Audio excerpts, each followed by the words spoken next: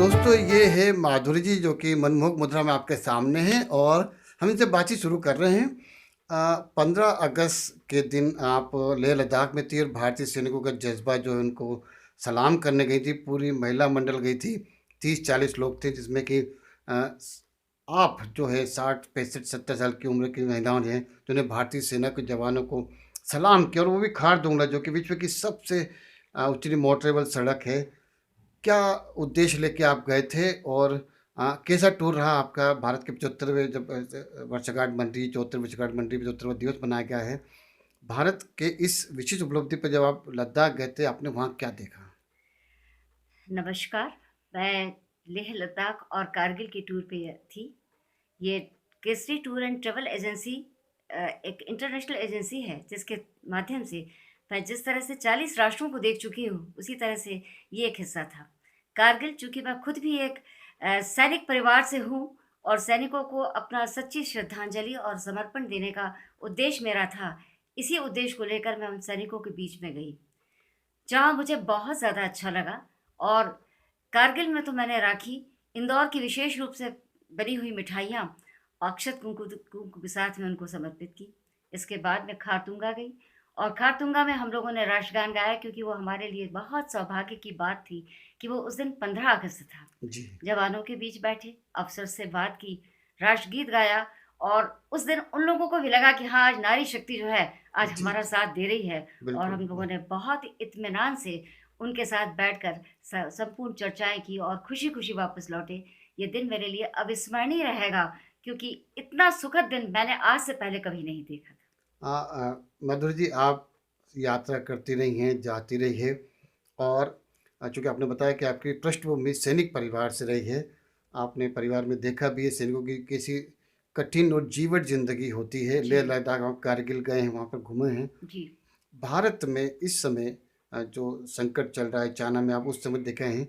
भारतीय सैनिकों के हौसले कैसे हैं और वो कितनी हिम्मत लेकर काम कर रहे हैं, ये आपने देखा है?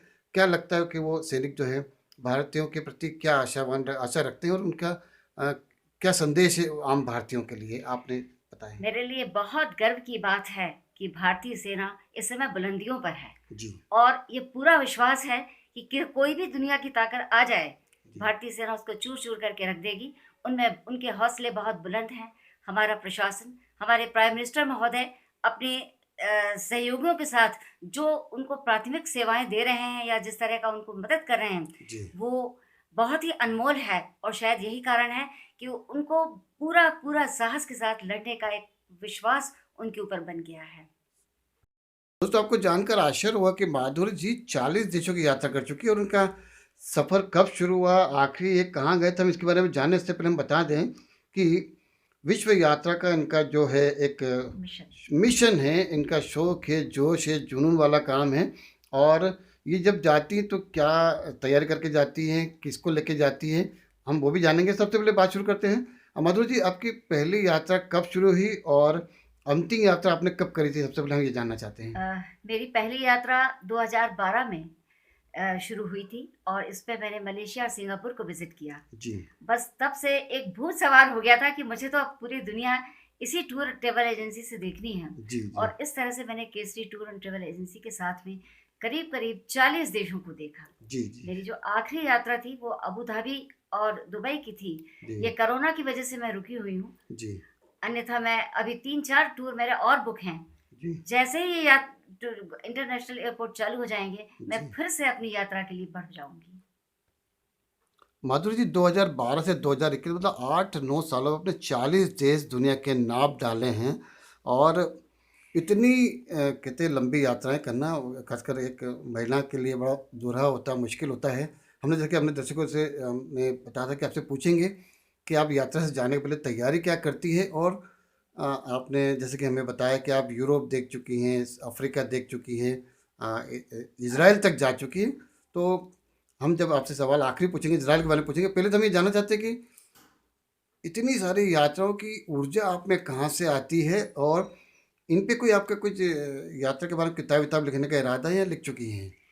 सर, सबसे बड़ी बात ये है कि जैसे कहा गया है कि जहाँ चाह वहाँ की राह इंसान निकाल लेता है। जी। जी। शुरू से ही एक जुनून रहा, क्योंकि मैं तो एक नेशनल प्लेयर रही हूँ, 8 नेशनल मैंने खेले हैं। जी, जी। तो शुरुआती दौर से ही मेरे को एक भूत सवार था कि कैसे घूमा जाता है, जी, जी। कैसे-कैसे लोगों से मिला जाता है, ये एक शौक बचपन से ही पलता चला आ रहा था। जी। और यही कारण था कि मैंने जब यात्रा शुरू की, तो उसका अंत आज तक नहीं हुआ है। जहाँ तक तैयारियों का प्रश्न है, ये जी। टूर एंड ट्रैवल एजेंसी कुछ हम लोगों को शॉर्ट नोट्स दे देती है कि आपको इस तरह से प्रिपेयर होना है, जी, जी। लेकिन कुछ हमारे ऊपर भी निर्भर होता है। जी। जैसी कंट्री है, हमको उसके मुताबिक अपनी तैयारी करनी पड़ती है। जी। पासपोर्ट और वीज़ा तो बहुत इम्पोर्टेंट डॉक्यूमेंट होते हैं। बिल्कुल, और बिल्कुल। अब तो कोरोना का जो वैक्सीनेशन सर्टिफिकेट है, वो भी बहुत इम्पोर्टेंट हो गया है, जी, वो भी जी। करना पड़ता है, आरटी-पीसीआर रिपोर्ट रखनी पड़ती है। जी, जी। लेकिन इसके साथ-साथ जैसे यूरोपियन कंट्रीज़ हैं, 8 महीने वहाँ ठंड रहती है, तो हमको अपने साथ-साथ ठंड के कपड़े प्लस बिल्कुल। अपनी दूसरी जो रोज़मर्रा की चीज़ें हैं, वो रखनी हुँ, पड़ती हैं। हुँ। और बाकी चीज़ें तो होटल में अवेलेबल होती हैं, इसलिए ज़्यादा प्रॉब्लम नहीं आती है। हाँ, आपके तो जो बाकी हाँ, हम लोगों को शूज़ बहुत ज़रूरी होते हैं, क्योंकि ट्रैवलिंग में जी, यूरोपियन कंट्रीज़ या अमेरिकन कंट्रीज़ में जी, ट्रैवलिंग बहुत होता है, वॉकिंग बहुत होता है। जी, जी, इसीलिए हम लोगों को अपने साथ में स्पोर्ट्स शूज़ रखना बहुत ज़रूरी होते हैं। जी। और अम्ब्रेला है, स्पोर्ट्स शूज़ हैं, ये हमारी प्राथमिक तैयारियों के साथ-साथ ये चीज़ें हम लोग इन्वॉल्व करते हैं अपने साथ-साथ। मतलब आपका इतना अनुभव हो चुका है कि कोई यदि पहली बार विदेश यात्रा जा रहा है, जी। तो उसके लिए आप रिफ्रेशर कोर्स चला सकती हैं और उसको बिल्कुल। बहुत अच्छी जानकारी दे सकती हैं। बिल्कुल, बिल्कुल। बिल्कुल। सर, मैं आज तक इस तरह की प्रॉपर रूप से लोगों को गाइड करती आ रही हूँ। जी, शायद महीने में 2-4 फ़ोन ऐसे आ ही जाते हैं, जी, और वो पर्टिकुलर कंट्री के बारे में मुझसे पूछते हैं और वहाँ के लिए कैसी तैयारियाँ करनी हैं, इसके बारे में मुझसे पूछते हैं और मैं उनको पूरी-पूरी जानकारी देती हूँ। और जब वो लोग लौट के आते हैं, तो बड़े खुश होके लौट के आते हैं कि हमारी यात्रा सफल रही है। जी।